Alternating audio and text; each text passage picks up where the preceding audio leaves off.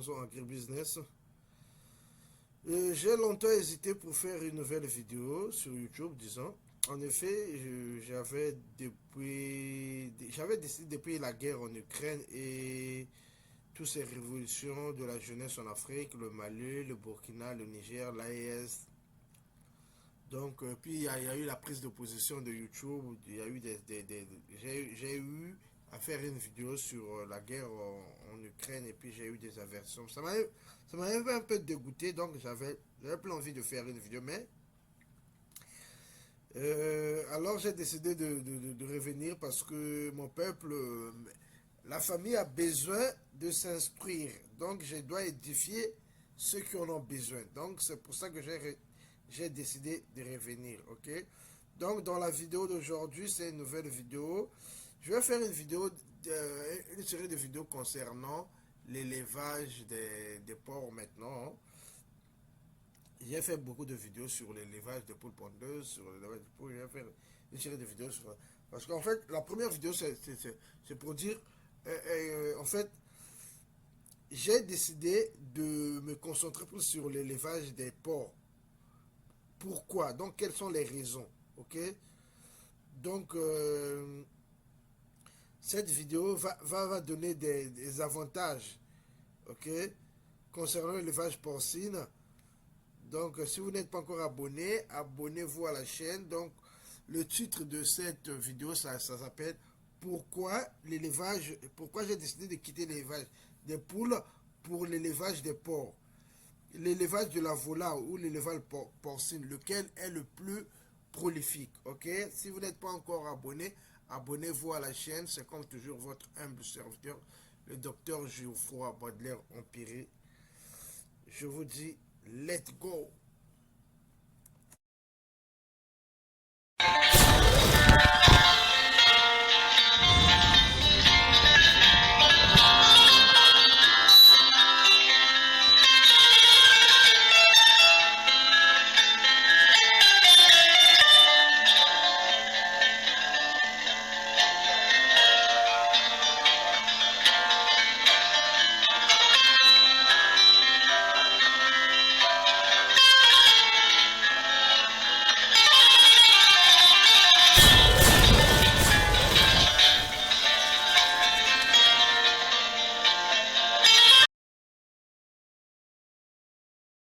Je l'ai dit, la vidéo d'aujourd'hui s'intitule Pourquoi j'ai décidé de quitter l'élevage de poulets.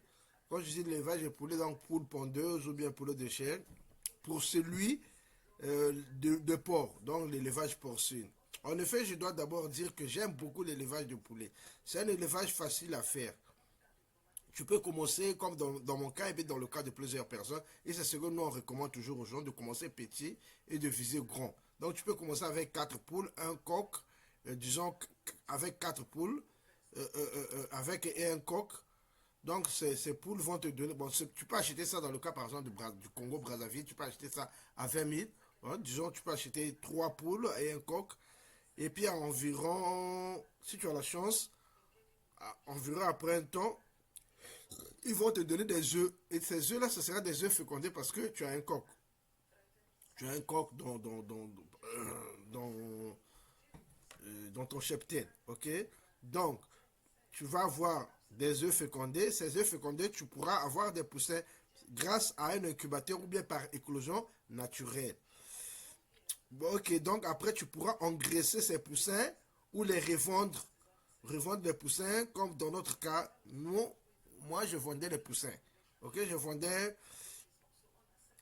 les poussins vaccinés. Donc, je les chauffais. Au moins, après une semaine et demie, je les vendais à 1000 francs CFA. Ok? Et puis, chaque semaine, je vendais 10 à 20 poussins. Ok? Et puis, l'élevage des poules, c'est peut-être...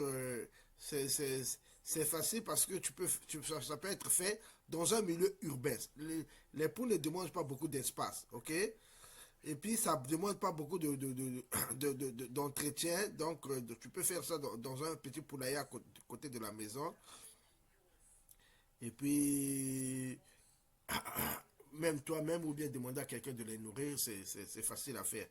Moi, j'ai un compte provisionnel ou bien un business plan. de ce que nous on faisait. Donc si tu es intéressé, juste dans les commentaires, laisse-moi savoir, comme ça je vais partager le business plan avec toi, ok? De ce que nous on faisait. Il faut savoir que j'achetais aussi chaque mois. Avec le poulet, j'achetais chaque mois un sac d'aliments ponte. Ok, le sac me coûtait à peu près 11 500 francs CFA. Les poulets, ce sont des poulets de race hybride. C'est des Brahma mélangés avec des Isa Brown. C'était des poulets de race hybride. Mais après avoir fait ça pendant 2 ans, depuis un moment, j'ai décidé de me concentrer. J'ai commencé l'élevage des porcs. Après plusieurs hésitations, vu que pour commencer l'élevage de porcs, tu as besoin d'un grand espace. Mais dès que j'ai commencé l'élevage, je vous dis la vérité que j'ai décidé maintenant là de me concentrer plus dans l'élevage de porcs que l'élevage de poules. Donc c'est pour cette vidéo que je vais vous donner des raisons. Ici, je vais vous donner 5 raisons. Tout d'abord, je dois dire que pour commencer l'élevage de porcs, il faut trouver un grand espace, loin de la ville, et payer quelqu'un pour s'occuper des porcs. Donc, j'ai hésité d'abord. Mais après des recherches, j'ai trouvé un endroit un peu dans les environs de la ville, mais je n'avais pas trouvé quelqu'un pour s'occuper des porcs. Donc, je suis parti trouver dans le village de mon père. C'est un village qui n'est pas loin de Brazzaville, donc à 2 heures de la ville de Brazzaville. Et dans le village de mon père, j'ai trouvé un espace et j'ai trouvé une personne qui pourra s'occuper des porcs. Donc j'ai acheté mes 3 porcelets, les 3 premiers porcelets, et disons mes 4 porcelets. J'ai acheté 3 femelles et un mâle, ok? Et j'ai construit des box. J'ai construit 2 box d'engraissement et un box de maternité. Après 8 mois, disons après 10 mois, 2 des femelles ont mis bas. J'ai directement du petit. Je dois dire que la personne qui s'occupe des porcs, je l'ai formé et je lui paye. C'est pas gratuit. Je lui paye chaque mois au moins 30 000. Je lui paye 30 000 par mois, ok? Donc, les porcelets, je trouve que c'est avantageux. Je compte vendre au moins, dans mes ambitions, mais ils ont mis bas il n'y a pas longtemps. Donc, je suis en train de les engraisser. Moi, je compte les vendre. Je compte vendre au moins 10 porcelets. Je ne vais pas aller dans un truc d'avoir beaucoup de porcs. Non. Je compte vendre 10 porcelets après le sévrage. Donc, quand ils auront au moins 2 mois. Et puis après, comme ça, je vais engraisser les 8 autres. Les 8 autres, je vais les engraisser pour vendre comme la viande ou bien de les vendre adultes. Ok? Et je pourrais peut-être garder 1 ou 2 pour la reproduction. Alors, je dois dire que je n'ai pas abandonné à 100% l'élevage des poulets, mais je compte maintenant plus sur l'élevage porcine. Et pourquoi? Quels sont les problèmes rencontrés dans l'élevage des poules qui m'ont désavantagé? Donc, c'est le but de cette vidéo, c'est pour un peu faire un témoignage, mais de donner mon point de vue sur l'élevage des poules et pourquoi moi je me suis lancé. Je répète encore, ce n'est pas l'itinéraire de tout le monde. C'est mon itinéraire personnel. Moi, je me suis lancé maintenant dans l'élevage des porcs et je vais me concentrer sur l'élevage des porcs. Quelles sont les raisons qui m'ont désavantagé? Quels sont des désavantages dans l'élevage des poules par rapport au élevage des porcs? 1. Je vais te numéro 5 points. 1. Le premier point, c'est les maladies. Les poules tombent facilement malades et peuvent mourir s'ils ne sont pas vaccinés et les mesures d'hygiène ne sont pas bien traitées, les mesures d'hygiène ne sont pas respectées. Au début de mon projet, j'ai eu à perdre la moitié de mon cheptel du jour au lendemain. Donc, j'ai eu à avoir, c'était comme 8 ou 10 comme ça, poules qui sont morts du jour au lendemain, une maladie les a ravagées. Tu viens le matin, là, tu les vois tomber déjà. Ok? Or, avec les porcs, c'est pas facile. Les porcs sont plus rustiques. Ils tombent rarement malades. Et même s'il est malade, il ne va pas mourir aussitôt. Tu vas le traiter, même après au moins 1 ou 2 semaines. Si la maladie ne part pas comme ça, il peut tomber. Mais il ne meurt pas facilement. Ça, c'est le numéro 1, les maladies. Le numéro 2, les caprices de la ponte. Il faut savoir, si tu es dans une élevage de reproduction pour les poules, il faut savoir que la ponte, ce n'est pas à tout moment. J'ai eu à nourrir. Les caprices de la ponte aussi, il y a le problème d'électricité aussi, il faut le savoir dans nos pays. J'ai eu à nourrir des sujets qui ne me donnaient pas des œufs. Pendant 2 mois, j'achète l'aliment, je les nourris, mais ils ne donnaient pas des œufs. Je sais pas, il y a des moments comme ça. J'ai pas eu des œufs, mais après aussi, tu as des œufs, mais il y a des problèmes d'électricité. J'ai eu à avoir des problèmes d'éclosion parce que nous, on utilise un incubateur automatique. Donc, quand il n'y a pas d'électricité, c'est difficile. Même les gens avec la batterie ou bien la lampe tempête, c'est compliqué. Quand, après 3 jours, 4 jours, tu n'as pas toujours l'électricité, c'est très compliqué avec l'incubateur automatique. Ok? Donc, tu perds beaucoup parce que si tu as même déjà avoir des œufs, parfois, c'est compliqué. Nous, on charge l'incubateur chaque semaine. Donc, chaque semaine, tu charges. Parfois, il n'y a pas d'électricité. Donc, tout ce qui est dedans, tu as moins de chances d'avoir des poussins. Pas de poussins, pas d'argent. Tu tournes à perte. Troisième chose, les vols. Comme vous le savez, le problème d'insécurité que rencontrent nos pays est de plus en plus croissant. Les gens volent facilement les poules. Donc, quelqu'un la nuit peut grimper un mur de même 2 mètres pour sauter et venir seulement voler les poules. Et les œufs aussi. Les gens volent les œufs. Donc, j'ai été victime de vol de 8 poules pendant la nuit. Bien que j'ai un chien à la maison, ils ont pu endormir le chien avec je ne sais quoi.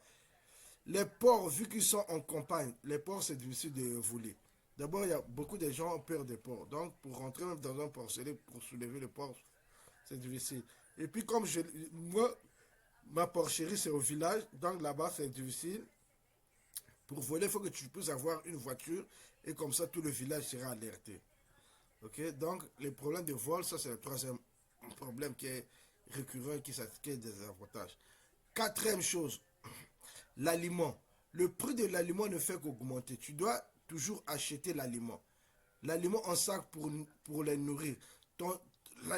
Tandis que mes porcs, vu qu'ils sont au village, les porcs mangent seulement l'aliment le matin. Mais en général, ils mangent les restes des récoltes, le reste de l'agriculture qu'on fait au village là-bas. Le reste de manioc, les tarots, les restes d'arachide, comme c'est au village, donc on leur donne ça. Et puis, donc j'achète moins d'aliments. Et puis les porcs mangent tout, ils peuvent manger même la verdure. Ok? Cinquième chose et le dernier, c'est le prix de vente et la concurrence des importations. Là, quand tu engraisses tes poules pour les vendre, c'est difficile parce que les gens sont habitués à vendre la viande de poule, la viande de volaille congelée qui est très très moins chère, ok, qui vient de l'étranger. Donc, et même les œufs. Les œufs, parfois, les œufs qui viennent de l'étranger sont vendus à 75. Or, toi, tu vends parfois des œufs. Bon, nous, on vendait plus les œufs fécondés. Donc, c'est un peu compliqué. Maintenant, avec les porcs, avec le point, la viande vendue à 2500, avec le kilo vendu à 2500, moi je peux concurrencer la viande importée. Mais si j'engraisse mes porcs, je vends le kilo à 2500, c'est normal et la viande importée c'est le même prix. Donc je peux être dans la concurrence avec la viande de porc, mais avec la viande de volaille, je ne peux pas vendre au prix de la viande congelée. C'est un peu compliqué, ok? Donc, c'est toutes ces raisons